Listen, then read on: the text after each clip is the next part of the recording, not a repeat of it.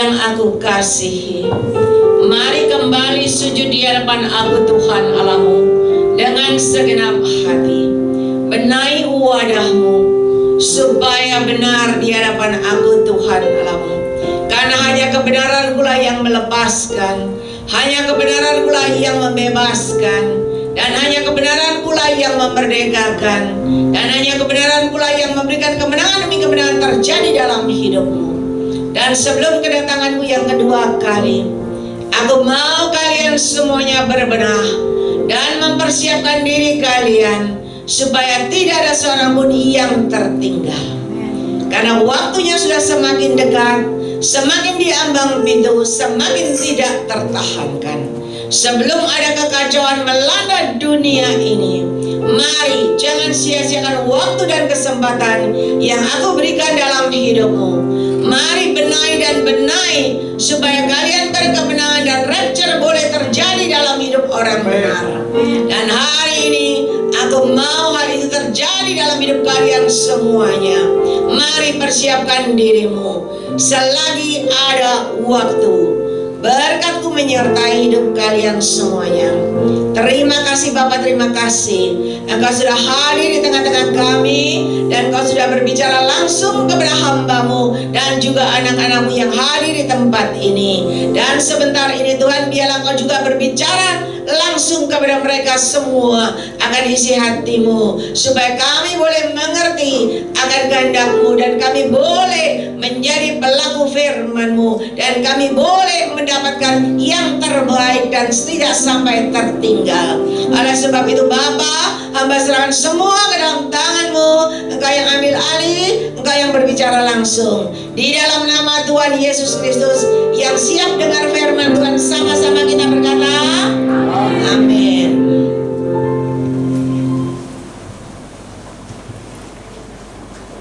Shalom semuanya. Ya, pertama-tama saya mengucap syukur sama Tuhan, dan saya mengucapkan banyak terima kasih kepada Bapak dan Ibu Gembala di tempat ini. Puji Tuhan. Pertama waktu duduk di situ memuji menyembah, Tuhan melihatkan Tuhan Yesus disalib. Ya. Oh ya, selamat Paskah. Tuhan melihatkan di mana Tuhan Yesus itu disalib. Dan ketika Tuhan Yesus disalib, ada ular besar-besar, ada naga besar-besar. Semua itu masuk di bawah kayu salib. Artinya, dengan kematian Yesus disalib, semua kuasa kegelapan, semua sudah dikalahkan. Mau dikalahkan oleh kematiannya, oleh pengorbanannya. Lalu Tuhan perlihatkan, muncullah seorang jubah putih yang memakai jubah putih yang indah. Artinya Tuhan Yesus, Dia bangkit dari kematiannya, dan Dia bangkit memberikan kemenangan, memberikan kehidupan yang baru dalam hidup kita. Amin. Bapak Ibu barusan merayakan hari Paskah. Setiap tahun kita pasti merayakan hari kematian Yesus, betul nggak? Jumat Agung dan kebangkitannya. Nah, selama ini bertahun-tahun kita merayakan, mulai dari kita jadi anak Tuhan, orang Kristen, sampai hari ini kita selalu merayakan bertahun-tahun, dari tahun ke tahun. Apakah dampaknya dalam hidup kita selama ini? Adakah sesuatu perubahan terjadi? Karena kebangkitan Yesus memberikan kehidupan yang baru, memberikan kehidupan yang berkemenangan. Firman Tuhan berkata, aku datang memberikan kehidupan yang berkelimpahan. Yohanes 10 ayat 10b. Dan hari ini janji Tuhan, firman Tuhan ya dan amin, janji Tuhan ya dan amin pasti terjadi dalam hidup orang benar, dalam hidup saudara semuanya. Amin. Nah, kita mau belajar supaya janji Tuhan itu benar-benar terjadi dalam hidup kita. Apakah kita menunggu? Kita sudah dikasih keselamatan sama Tuhan, sudah dijanjikan kehidupan surga kekal, lalu kita nunggu sampai tua, sampai waktunya berangkat. Enggak, saudara. Selama menunggu, Tuhan mau kita tetap menjaga keselamatan yang sudah Tuhan berikan dalam hidup kita. Selama menunggu akhir hidup kita, Tuhan mau kita menjaga surga kekal yang dijanjikan dalam hidup kita. Jangan sampai di tengah jalan kita keseleo, kita terpeleset, kita tergelincir, hanya jadi Tuhan tidak pernah terjadi dalam hidup kita. Dan hari ini kita mau bangkit, kita mau hidup berkemenangan supaya benar-benar janji Tuhan terjadi dalam hidup kita. Ya, ada kebangkitan, ada kehidupan yang baru, kehidupan yang berkemenangan, disertai kemakmuran demi kemakmuran melanda hidupmu, disertai kebahagiaan dan kelimpahan terjadi dalam hidupmu. Orang yang berkemenangan hidupnya pasti makmur. Kalau kita belum makmur berarti koreksi diri. Kenapa kok belum makmur? Ya, orang yang hidupnya makmur, Tuhan masih ngasih kebahagiaan. Banyak orang hidupnya makmur tapi tidak bahagia, rumah tangga keluarganya. Tapi kalau dalam Tuhan itu komplit, berkemenangan, makmur, berbahagia, dan berkelimpahan. Sampai ke keturunanmu, anak, menantu, cucumu. Yakin dan percaya imani itu, ya. Saudara, kita mau belajar. Selama ini mungkin kita jadi anak Tuhan biasa-biasa, kita datang sama Tuhan biasa-biasa. Tapi hari ini kita mau belajar dari seorang janda yang miskin, yaitu janda Sarfat. Kita lihat firman Tuhan 1 Raja-Raja 17 ayat 8 sampai 16. Mungkin Anda semua sudah dengar cerita ini, karena dari tahun ke tahun kita dengar firman Tuhan ini, ya. 1 Raja-Raja 17 ayat 8. Maka datang firman Tuhan kepada Elia, ayat 9, Bapak Ibu yang baca supaya tidak ngantuk.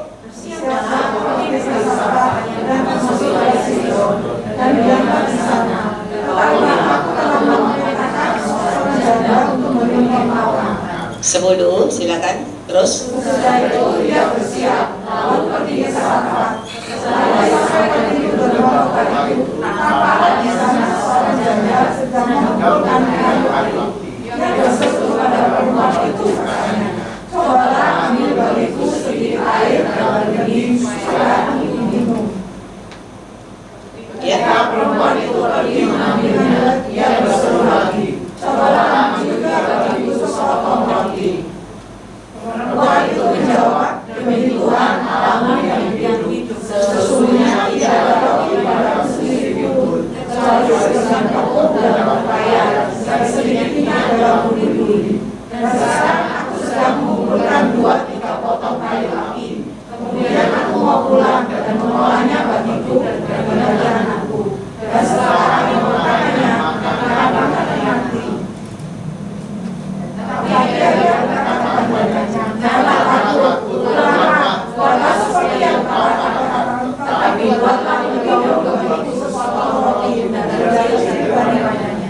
Dan bawalah kepadaku, kemudian bawalah obat bagiku dan bagi anak. Sebab inilah firman Tuhan Allah Israel, tepung dalam pakaian itu tidak akan habis, dan minyak yang melindungi itu tidak akan kurang sampai pada bahwa Tuhan bisa menjaga kami.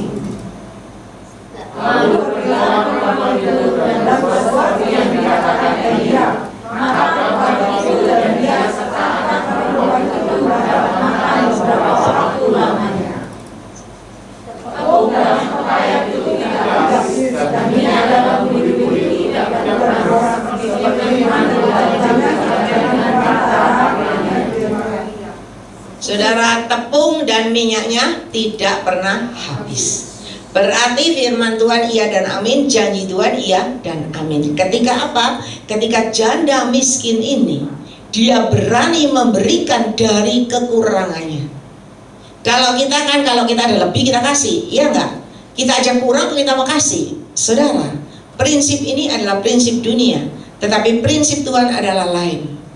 Justru janda yang miskin ini, dia sudah ada masa depan. Aku makan hari ini, besok aku mati, karena tidak ada lagi yang dimakan. Tetapi Tuhan itu maha tahu. Makanya sebelum janda ini mati, Tuhan kirim Elia datang ke tempat janda ini. Dan ketika Elia datang, berkata ambilkan air, dikasih air. Waktu minta roti, dia berkata, aduh, aku sendiri bikin tepung ini, bikin roti ini, besok aku tidak tahu makan apa lagi, aku mati. Tetapi Elia berkata, berikan dulu kepadaku roti bundar kecil aja. Tetapi walaupun mungkin ya sambil gimana, tapi dia tetap melakukan. Dia memberikan dulu yang utama, diberikan dulu kepada abdi Allah ini. Dan janji Tuhan terjadi, tepungnya tidak pernah habis, minyaknya tidak pernah habis. Artinya masa depannya indah bersama Yesus. Dia tidak mati, padahal dia pikir besok aku mati, sudah gak ada yang ku makan. Tetapi karena dia memberikan yang terbaik untuk kemuliaan nama Tuhan, maka Tuhan tidak membiarkan janda ini mati sia-sia. Tetapi Tuhan memberikan kepanjangan hidup. Dan bukan cuma kepanjangan umur dan hidup, tetapi diberkati. Rotinya, tepungnya tidak pernah habis. Tapi saudara, ayat selanjutnya kita baca. Kita hidup di dalam dunia ini pasti punya masalah, betul nggak? Nggak ada orang yang tidak ada masalah. Mau miskin, mau kaya, mau sedang, semua selama di dalam dunia pasti ada masalah. Yang tidak ada masalah kalau sudah ada di dalam, iya, itu saudara, ya. Selama hidup masih ada masalah. Tetapi ingat, berjalan bersama Yesus, engkau cakap melalui segala masalah dan engkau akan keluar sebagai seorang pemenang. Nah, ketika janda ini sudah hidupnya lumayan, tiba-tiba masalah terjadi. Ada baca ayat selanjutnya, anak perempuannya sakit. Tidak tanggung-tanggung, anak perempuannya sakit dan meninggal. Ketika anak perempuannya meninggal, dia pikir, aduh, ini Nabi Elia ini datang sini bawa sial, ya kan? Kalau diberkati hoki, wah untung, puji Tuhan, ya kan? Didoakan jadi diberkati. Tetapi ketika ada masalah terjadi, anaknya meninggal, wah ini Nabi Elia ini bawa sial. Tetapi ketika dia datang lagi kepada Nabi Elia, ayat selanjutnya mungkin ada mau baca? Iya. Ini. Kata perempuan itu kepada Elia, apakah maksudmu datang kemari, ya abdi Allah, singgahkah engkau kepadaku untuk mengingatkan kesalahanmu dan untuk menyebabkan anakku mati? Tapi saudara, Tuhan itu tidak pernah lalai. Tuhan itu selalu mengingat kebaikanmu. Tuhan selalu melihat apa yang kau berikan hatimu kepada Tuhan. Ketika masalah terjadi, anaknya mati, Tuhan juga tidak membiarkan anaknya mati. Tetapi Tuhan memakai Nabi Elia, dan anaknya didoain, anaknya hidup kembali. Artinya pertolongan Tuhan tidak pernah terlambat, selalu tepat pada waktunya dan indah pada waktunya. Hari ini kita belajar dari janda Sarfat yang miskin, saudara. Dan kita mau belajar lagi sekarang dari orang kaya. Ini tadi contohnya orang miskin. Sekarang kita belajar dari perempuan Sunem yang kaya. Ada di 2 Raja 4 ayat 8. Ya. 2 Raja 4 ayat 8. Perempuan Sunem ini adalah punya suami cukup lah ya. Dia selalu, ya, ini Bapak Ibu yang baca. 3, 2, 1. Ada suatu hari Elisa pergi ke Sunem. Di sana tinggal seorang perempuan kaya yang mengundang dia makan. Dan beberapa kali ia dalam perjalanan singgahlah ia ke sana untuk makan. Ya, 9. Kata perempuan itu kepada suaminya, sesungguhnya aku sudah tahu bahwa orang yang saudara kepada kita itu adalah Allah yang kudus. 10. Baiklah kita membuat sebuah kamar atas yang kecil dalam perlindunganku, dan baiklah kita membuat bersama baginya sebuah tempat tidur, sebuah meja, sebuah kursi, dan sebuah kantin. Maka barulah ia datang kepada kita yang boleh masuk ke sana. Pada suatu hari datangnya ke sana, lalu masuklah ia ke kamar atas itu dan tidur di situ. Kemudian berkatalah dia kepada dia, ambillah perbuatan itu, lalu dipanggillah perempuan dan dia pergi ke tempat dia. Elisa berkata kepada Gehazi, coba katakan kepadanya, sesungguhnya kau sangat susah-susah seperti ini untuk kami. Apa yang dapat kuperbuat bagimu? Apakah dapat membicarakan kau kepada raja? Jawab perempuan itu, aku tinggal di tengah-tengah kaumku.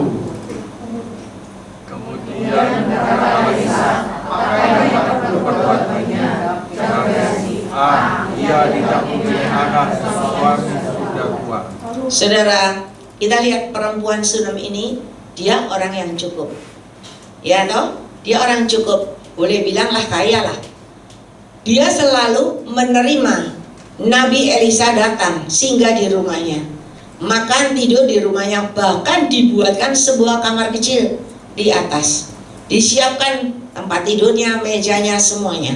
Jadi hamba Tuhan ini boleh datang, boleh nginap di sana. Sampailah Nabi Elisa berkata, kenapa engkau bersusah-susah ya, memberikan yang terbaik, melayanilah apa yang menjadi keperluan kebutuhanmu. Ternyata dilihat ada kekurangan dari keluarga ini, tidak punya keturunan, tidak punya anak. Dan Nabi Elisa berkata, tahun depan seperti waktu ini engkau akan punya anak, engkau akan mengandung, melahirkan anak. Padahal suaminya tua. Saudara, ketika perempuan ini, dia selalu melayani dengan kasih, dia selalu melayani dengan segenap hati, semua untuk kemuliaan nama Tuhan. Tuhan tidak pernah lalai, Tuhan tidak pernah berhutang, dan Tuhan tahu apa yang menjadi kekurangan dari keluarga ini, dan Tuhan akan memberikan keperluan, kebutuhan, dan kekurangannya. Dan Tuhan berikan dia seorang anak laki-laki.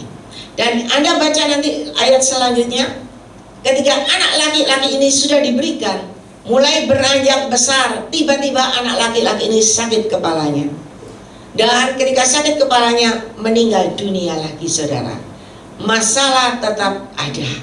Walaupun dia sudah melayani dengan baik, ya, dia sudah mendapatkan berkat dari Tuhan, yaitu seorang anak laki-laki. Tetapi di tengah perjalanan kita manusia tidak pernah tahu apa yang akan terjadi di depan. Tiba-tiba anak laki-lakinya, anak tunggalnya itu tiba-tiba meninggal karena sakit.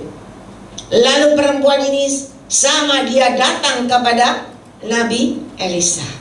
Dan ketika dia datang kepada Nabi Elisa, dia berkata-kata lagi kepada Nabi Elisa. Anda baca ayat selanjutnya di rumah nanti. Dan akhirnya happy endingnya, anak laki-lakinya kembali bangkit, kembali hidup. Saudara, pertolongan Tuhan tidak pernah terlambat. Amin. Kenapa? Tuhan lihat hatimu, hatimu yang begitu mengasihi, hatimu yang begitu melayani dengan kasih, dan hatimu selalu memberikan yang terbaik buat kemuliaan nama Tuhan. Semua tercatat. Dan ketika engkau mengalami masalah, persoalan, apakah Tuhan tidak tahu? Tahu, karena Tuhan kita maha tahu. Dan ketika dia tahu, dia pun akan menolong tepat pada waktunya dengan caranya yang ajaib, yang tidak mungkin, tetapi bagi Tuhan tidak ada yang mustahil. Saya sering mendoakan orang, ya kalau punya masalah, masalahnya kayak benang sing rumit itu loh. Benang lek wis ruwet masih mbok tarik atas kiri kanan, nggak bisa lurus, ya tau wis brundeli kadung buleti, saudara. Tetapi ketika engkau serahkan ke dalam tangan Tuhan, hanya Tuhan yang bisa menjamah, hanya Tuhan yang bisa mengurai satu-satu masalah persoalanmu, dan hanya Tuhan yang bisa memberikan jalan keluar yang terbaik, dan masalahmu selesai dengan cara Tuhan yang ajaib. Hari ini kita belajar dari dua tokoh wanita, yang satu miskin, yang satu berkecukupan. Tetapi dua-duanya mempunyai hati yang kaya, betul? Banyak orang kaya tapi hatinya miskin. Banyak orang kaya pelit, gegem terus, saudara. Ya, nek datang sama Tuhan, nek memuji haleluya, puji Tuhan. Nek memuji menyembah luar biasa. Giliran untuk memberikan persembahan, walat rasanya. Ya. Tetapi hari ini kita belajar dari dua wanita ini. Satu miskin, satu berkecukupan, tetapi dua-duanya punya hati yang kaya. Dan ketika dia punya hati yang kaya, Tuhan tidak pernah berhutang, Tuhan tidak pernah lalai. Tuhan selalu menyertai, melindungi, mengcover. Bahkan Tuhan yang meluputkan dari malapetaka dan mara bahaya. Ketika keluarga ini mengalami sama-sama anak yang meninggal, sudah meninggal, gak mungkin bisa hidup, dokter aja gak bisa hidupin. Tetapi bagi Tuhan gak ada yang mustahil. Ketika kau percaya, maka Tuhan akan menghidupkan, memberikan kehidupan yang berkemenangan. Hari ini saya tidak tahu masalah persoalan Anda.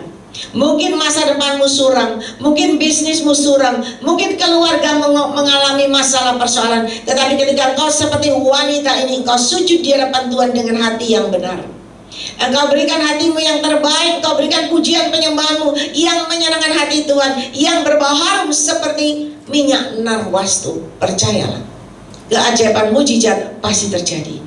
Pertolongan Tuhan tidak pernah terlambat, selalu tepat dan selalu indah dengan cara Tuhan yang ajaib. Kita jangan cuma datang Tuhan biasa-biasa.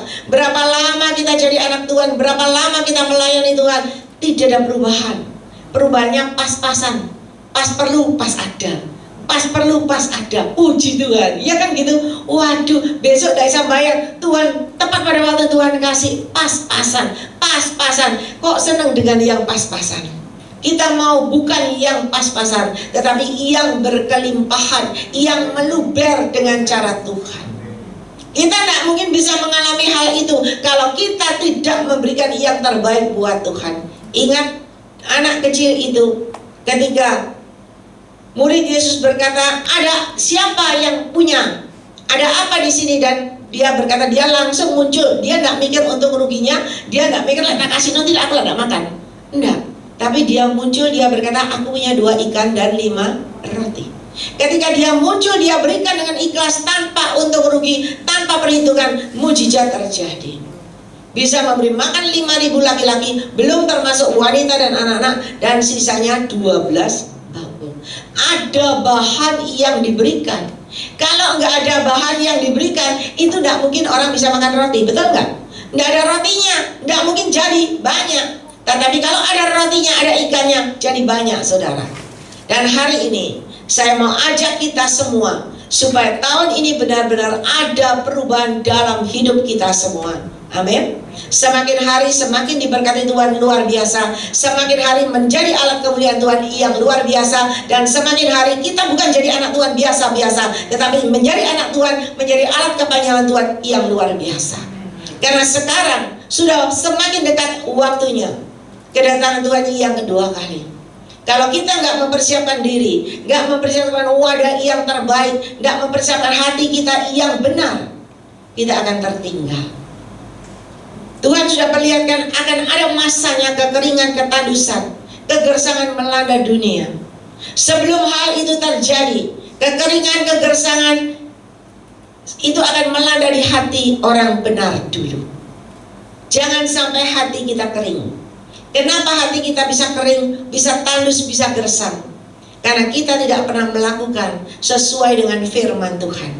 Walaupun kita ke gereja, kelihatannya memuji menyembah Tuhan, tapi rasanya sepo. Tahu sepo? Rasanya nggak ada sukacita, nggak ada kerinduan yang luar biasa. Karena kita belum jadi pelaku firman. Tapi kalau Anda menjadi pelaku firman, ada kerinduan, ada keinginan untuk terus maju. Mau ada tantangan, rintangan, halangan apapun menerpa Anda, tidak akan menggoyahkan Anda, tidak akan membuat Anda surut, tidak akan membuat Anda tidak berdaya. Enggak. Tapi engkau tetap semangat melayani, engkau tetap maju dan maju. Saudara, saya belajar dari Roh Kudus. Kalau saya melihat manusia, mungkin saya akan kecewa. Kalau melihat pelayanan, banyak tantangan, rintangan, banyak macam-macam, wah, saya jadi lemah, saya jadi tidak melayani Anda. Tetapi semakin ada tantangan, rintangan, berarti semakin ada rencana Tuhan yang indah. Di balik semua yang terjadi, pasti ada rencana Tuhan yang indah dalam hidupmu. Amin. Kalau engkau mau naik level, pasti prosesnya luar biasa, baru Anda naik level. Tapi kalau biasa-biasa, berarti Anda adalah anak Tuhan yang biasa-biasa. Pilih yang mana? Yang biasa atau luar biasa? Yang luar biasa itu menunggu ada waktunya. Lihat Yusuf, prosesnya luar biasa. Menunggu ada waktunya. Ketika tiba waktunya, dia diangkat, ditinggikan Tuhan dengan cara Tuhan yang ajaib. Tapi menang melewati proses demi proses. Lah kalau kita nggak bisa melewati proses demi proses, lalu kita mau berkemenangan, nggak mungkin. Nggak mungkin, saudara. Ya. Dan hari ini Tuhan mau semua kita yang ada di sini tidak lagi biasa-biasa, tetapi kita ada kebangkitan, ada kehidupan yang baru, ada kemenangan yang luar biasa dalam seluruh hidupmu, rumah tangga keluargamu, bisnismu, keuanganmu, ekonomimu, semua akan ada perubahan. Tetapi harus ada tindakan, iya kan? Kalau nggak ada tindakan, nggak ada perubahan. Saudara, barusan saya berbagi kasih ya, baksos ke panti-panti. Tiap tahun saya selalu ke panti-panti, sudah 6 tahun. Kita sudah 6 tahun melakukan hal itu dan sesuai dengan petunjuk Tuhan. Nah, barusan ini, awal tahun ini, Januari, Februari, saya sudah lakukan itu. Maret teman-teman tanya, Cilini ke panti lagi? Saya jawab enggak. Karena Maret kan libur, banyak liburnya kan, lebaran. Saya bilang enggak, libur, saya juga bikin libur gitu loh ya. Tetapi waktu kebaktian tiba-tiba Roh Kudus berkata, akhir bulan kamu ke panti. Aduh Tuhan, kok pergi lagi? Kok enggak libur orang lebaran, kok masih ke panti? Tuhan bilang akhir bulan berangkat lagi. Lalu saya ngomong sama teman-teman, Tuhan katakan akhir bulan kita jalan lagi. Dan bagi teman-teman yang mau ikut, ayo, saya bilang, mau langsung ke tempat tujuan atau mau berkumpul di tempat kita, ayo. Dan ada beberapa teman yang berkata saya ikut. Bahkan ada suami istri umur 84, dia berkata saya ikut. Saya bilang, bisa? Anda bisa? Engkau bisa? 84 tahun. Dia bilang bisa. Tempatnya di mana? Luar biasa saudara. Dan ketika waktu ditentukan, sehari itu kita mau pergi ke 3 tempat. Saya sudah kunjungi panti-panti, mulai dari yang kecil, yang sedengan, yang agak bagusan, yang pesing, yang bau, semuanya saya sudah pergi. Ya, yang gak karu-karuan modelnya, saya sudah lihat semua. Kenapa Tuhan suruh saya pergi ke panti-panti, lihat semua itu? Karena saya percaya di balik semua yang terjadi ada rencana Tuhan yang indah. Nggak pengangguran datang masuk panti, masuk dalam, lihat di dalam, di atas loteng, di belakang sampai teman saya, Cilini sih masuk, aku gak melok, gak melok, gak kuat membuai pesing. Ya, saudara, ada yang tergeletak tidak berdaya, ada yang tengkurap karena badannya besar. 3 hari katanya orang-orang, 3 hari itu nggak ada yang ganti. Ngompol itu pesing karena badannya besar. Di sana panti yang sederhana, tidak ada suster, tidak ada pembantu. Ia terima nasib. Sampai nanti ada orang yang mau bantu dia, balikan badannya, gantiin. Saudara, saya berkata, Tuhan, ini orang-orang di panti modelnya begini. Tuhan katakan apa? Nanti kalau kau buat yang lebih bagus dari ini.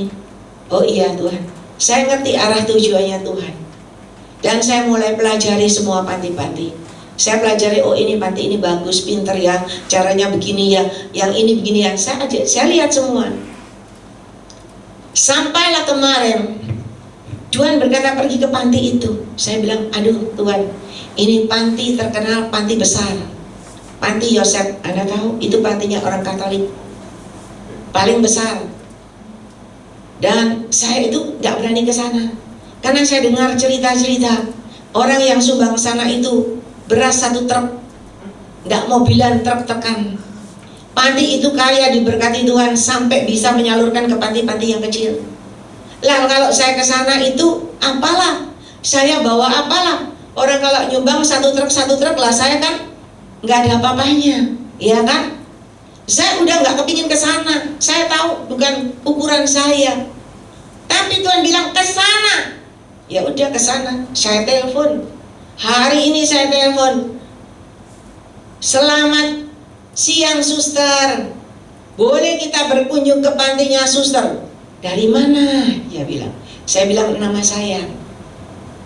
Kita akan ke sana bersama teman-teman. Kita akan berkunjung ke sana. Boleh tahu suster, orangnya berapa? 180 orang. Wah, saudara, belum termasuk suster, berarti 200 lebih. Dia tanya,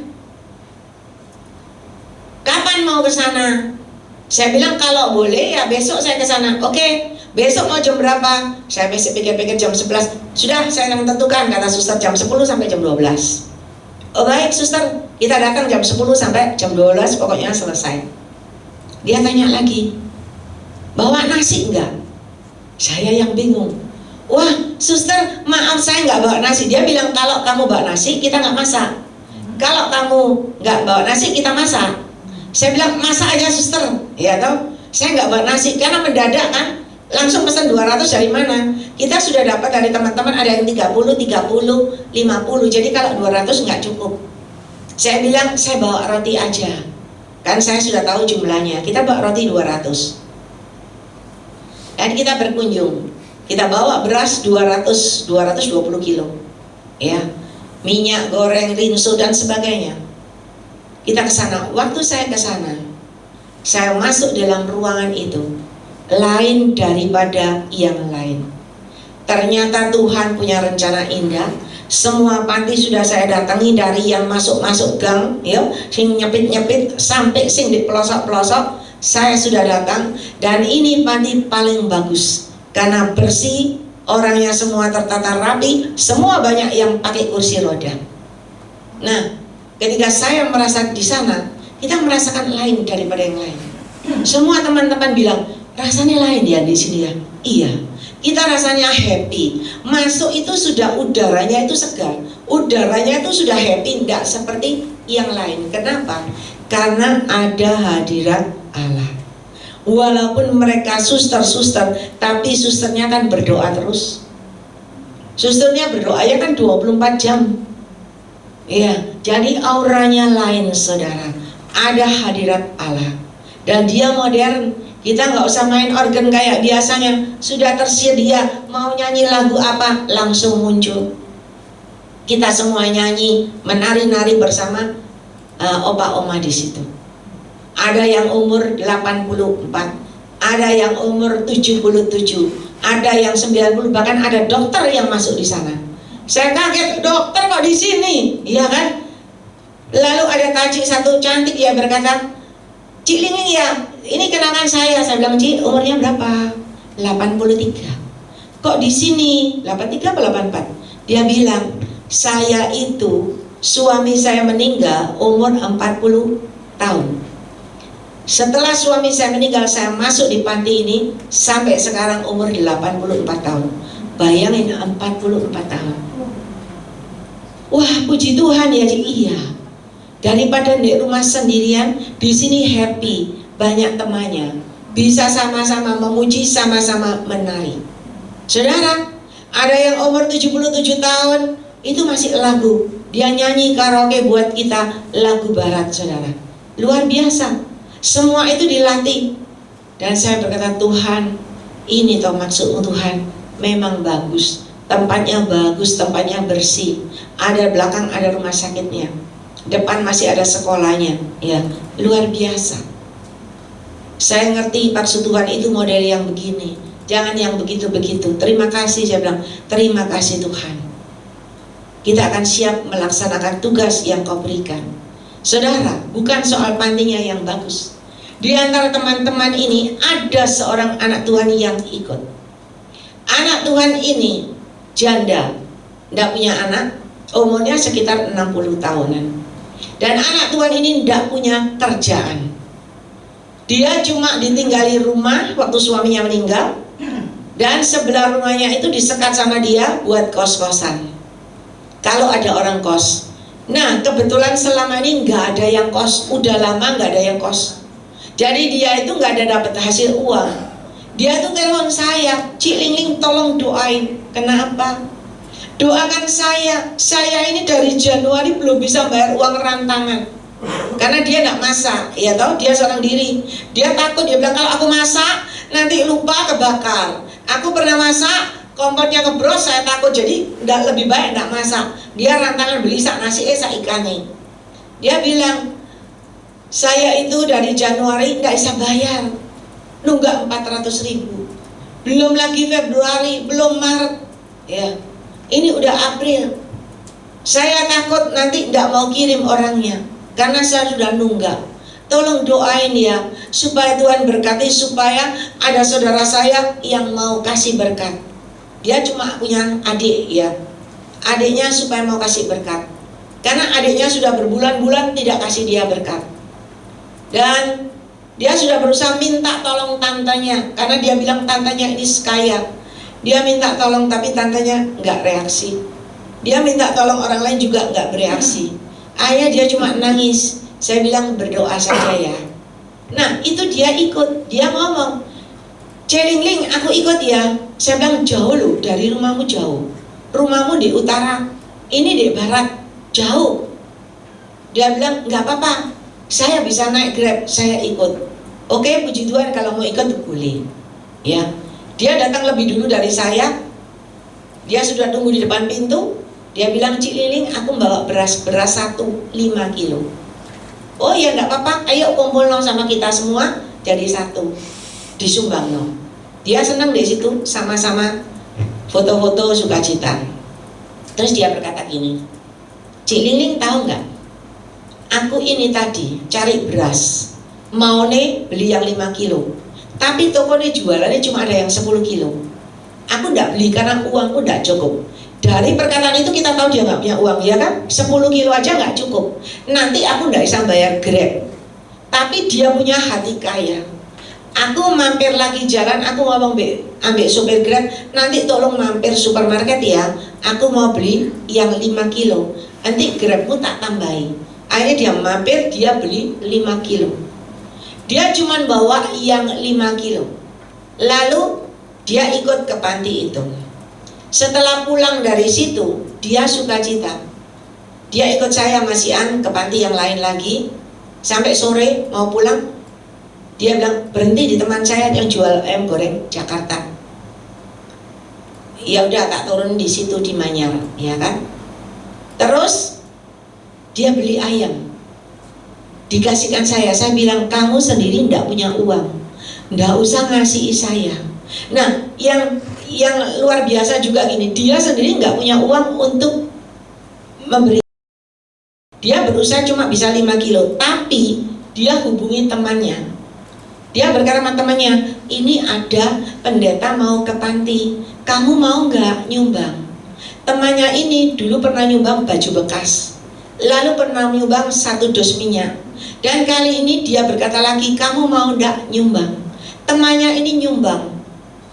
Dan langsung dikasihkan ke saya, ditransfer ke saya. Dalam hati saya, ini hebat anak Tuhan ini, ya. Dia masih cari teman untuk nyumbang. Maksud saya, uang ini akan saya berikan kepada dia, karena dia nggak bisa bayar rantangan, ya kan? Saya akan kembalikan memberkati dia. Saudara tahu nggak? Di jalan dia cerita, dia akan belikan saya ayam goreng. Saya bilang nggak usah, kamu sendiri nggak punya uang. Wis toh, pompong aku ketemu, pompong aku bisa ngasih Cik Liling. Tenang loh, wis doano aku supaya aku diberkati Tuhan, doano aku supaya ada orang masuk kos di tempatku. Ya wis, daripada oyo-oyoan saya pulang. Saya pikir besok aja saya transfer, ya nggak tahu dia ngutang sama temannya, nggak tahu gimana. Besoknya dia telepon saya ingat, minta nomor rekeningmu. Lapo minta nomor rekening. Loh, kamu kan belum bayar uang rantangan. Ini sing dari temanmu sumbangan, mau saya buat bayar rantanganmu yang nunggak. Dia tertawa saudara. Dia berkata apa? Tuhan itu ajaib, Tuhan itu hebat. Kemarin saya kan cuma punya uang untuk bayar kasih 5 kilo beras. Cilingin tahu aku pulang di rumah, ternyata adikku kasih aku uang. Sekarang rantanganku sudah lunas terbayar semuanya. Tuhan tidak pernah hutang. 4 bulan rantangan semua lunas. Dia berkata, tidak usah khawatir. Dan Tuhan itu ajaib. Ternyata ada seorang anak Tuhan cari kos-kosan buat pegawainya. Saya kenalin, kamu coba ke rumahnya orang ini, coba dikoskan di tempat ini. Akhirnya masuk saudara. Hanya dengan hati yang kaya, dari kekurangannya, bukan orang kaya loh nih, orang tidak punya duit, cuma bisa kasih 5 kilo. Itu sangat berharga di mata Tuhan. Kenapa? Karena dari hati yang kaya, dari hati yang penuh kasih. Kalau orang kaya kasih 5 kilo, 10 kilo, 100 kilo, gampang, ya toh? Tidak masalah. Tetapi ini dari kekurangan, sendiri kekurangan tapi punya hati kaya. Itu yang Tuhan cari, bukan orang kaya yang Tuhan cari. Orang kaya, Tuhan berkata, hai orang kaya yang bodoh, uangmu banyak, besok engkau mati, nanti malam engkau mati, engkau tidak tahu. Tetapi Tuhan cari hati yang kaya. Ketika hati yang kaya ini yang bisa menyenangkan hati Tuhan. Dan Tuhan tidak pernah terlambat. Dia cuma kasih 5 kilo beras itu pirose 75.000. Besok dia dapat 2 juta, bayar semua utangnya lunas. Saudara, bagi Tuhan tidak ada yang mustahil. Ini kebetulan masalah duit. Tetapi hari ini ketika kau sujud di hadapan Tuhan dengan hati yang benar, engkau memberikan hatimu yang terbaik, engkau memberikan pujian penyembahanmu yang terbaik, engkau memberikan pelayanmu yang terbaik dengan kasih, tanpa motivasi, semua untuk kemuliaan nama Tuhan. Percayalah, apapun masalah persoalanmu saat ini yang kau hadapi, Tuhan tahu. Karena Dia Maha Tahu, dan Dia akan menyelesaikan semuanya dengan cara Tuhan yang ajaib. Dia akan memberikan jalan keluar yang terbaik kepada engkau. Dia akan membuka pintu yang tertutup bagimu. Bahkan jalan yang tertutup Dia bisa bukakan. Bahkan Dia bisa memberikan kemudahan, keleluasaan kepada engkau untuk kau berjalan jos. Tidak ada lagi penghalang. Karena Dia Maha Tahu dan Dia Maha Kuasa.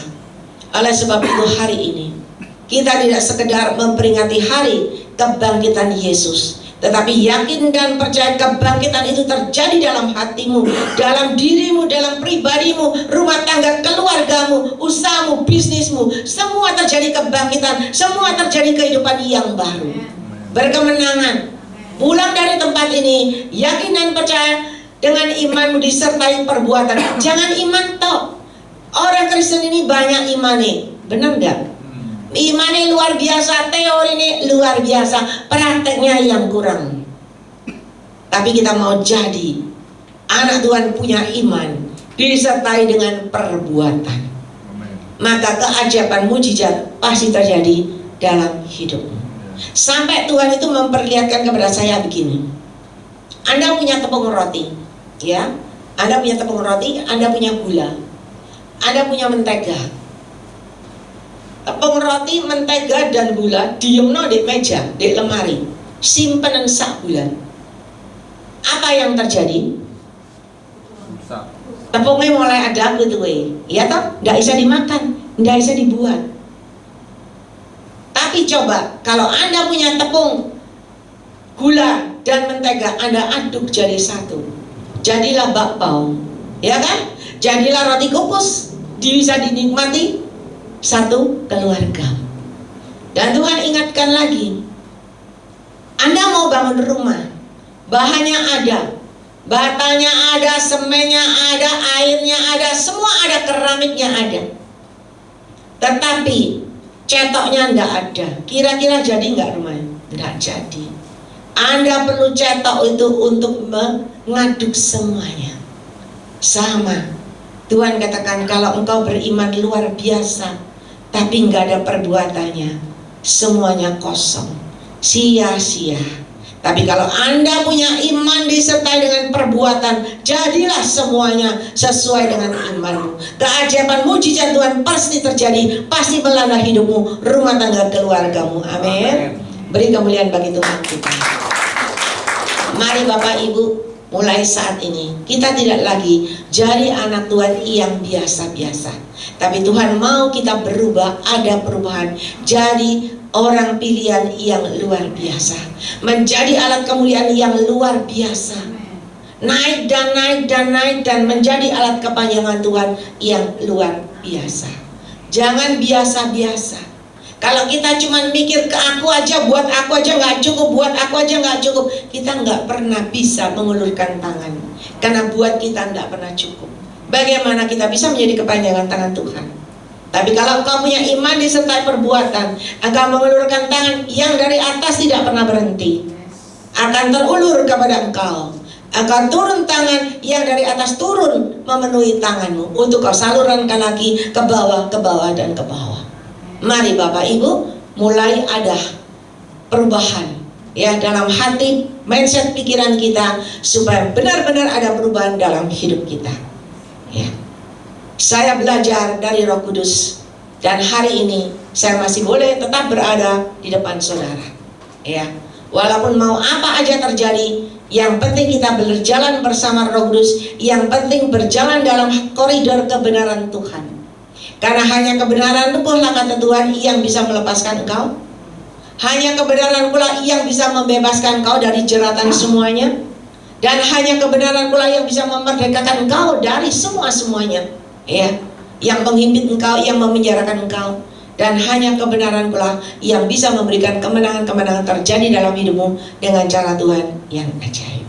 Mari belajar jadi yang benar. Amin. Tuhan memberkati. Saya kembalikan kepada yang bertugas.